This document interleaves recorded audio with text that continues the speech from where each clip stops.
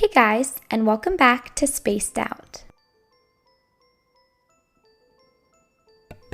Today we'll be discussing stellar evolution and kind of the different stages of stars in our universe based on their mass and makeup. So how do stars even form? All stars are born through clouds of gas and dust that have collapsed. You might see these clouds as the pretty pictures when you search up space photos on the internet. So these, what are called molecular clouds, stellar nurseries, or nebula, are basically huge clouds of hydrogen gas and are super dense and packed together. Gravity works to draw particles together within the cloud, and a chain of events basically occurs for a star to form.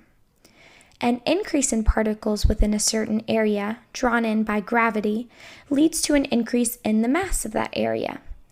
An increase in mass of that area leads to a stronger gravitational force that area has.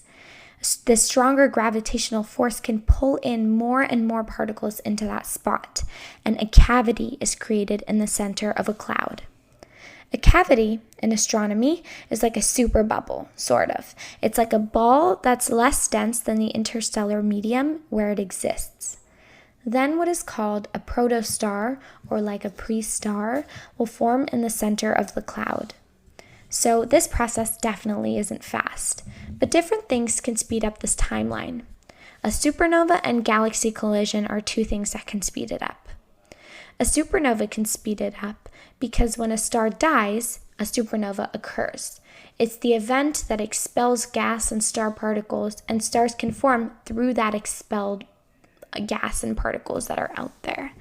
And a supernova creates a very strong gravitational force. So basically, the star has everything it needs to form right there. Galaxy collisions can also speed it up. They can send matter and energy through the molecular cloud and create a gravitational force in one area that's very strong. So all the particles will be pulled in faster into that area. Evolution past the protostar phase depends on the star's mass. The more mass a star has, the faster it eats up its fuel and undergoes fusion, and the larger it is generally. Of course, there are exceptions to this, which are white dwarfs, extremely hot and high in mass, but very small and therefore less luminous. And another exception is a red giant or supergiant, which are cool, but because they're so large, they're very luminous as well. There are some other exceptions, but these are the big ones. However, not all protostars become stars. Protostars with very small masses never reach the temperatures high enough for nuclear fusion of hydrogen to begin. These are called brown dwarfs. They're defined as massive enough to fuse deuterium at some point, but if they orbit around another stellar object, they're actually considered planets, not brown dwarfs. But these are both failed stars and are dim and die slowly and cool down very slowly too. As the protostars start to evolve into main sequence stars, which are the most common stars in our universe, they exist in other pre-main sequence states. The T-tauri state is one state they exist in when they haven't begun fusion and are still in the process of contracting matter. Yet, this contraction of matter gives off a lot of light.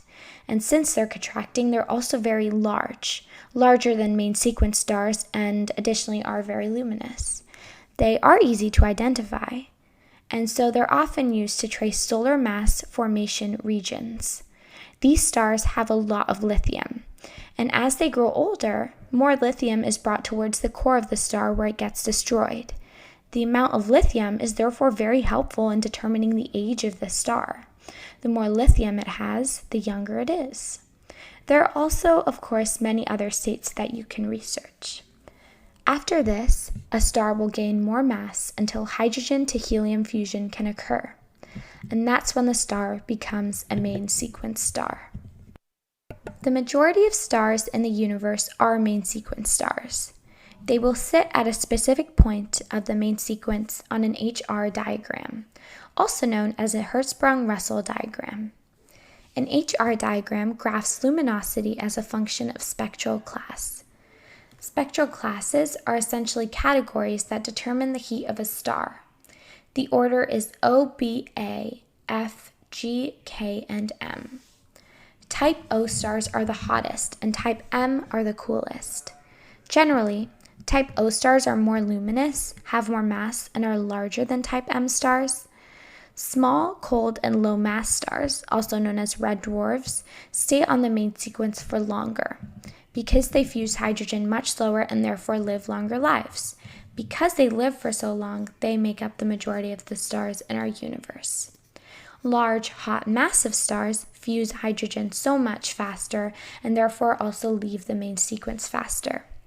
When a star leaves the main sequence, a point on the graph given the name turnoff point, it signifies the end of that star's life. While on the main sequence, a star is stable.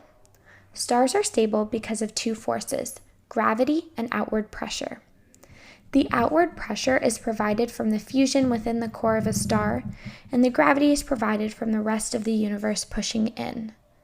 But what happens when the star exhausts its fuel? It can't keep fusing hydrogen forever. And that is when stars die. Without the outward pressure, the gravity takes over and contracts the core until it becomes so small or hot for helium fusion to begin. Helium takes a lot more heat and pressure to fuse. Another outcome is the electron degeneracy pressure, or the electrons opposing being smushed together in a tight spot so they create their own pressure. That becomes enough to oppose the contracting gravity. The choice between the two outcomes are determined by a star's mass. Now comes supernova, or other ends to the star's lifetime. I have an episode on just supernova, but I'll go over the specifics of the end of a star's lifetime based on its mass in the next episode. Thanks for listening.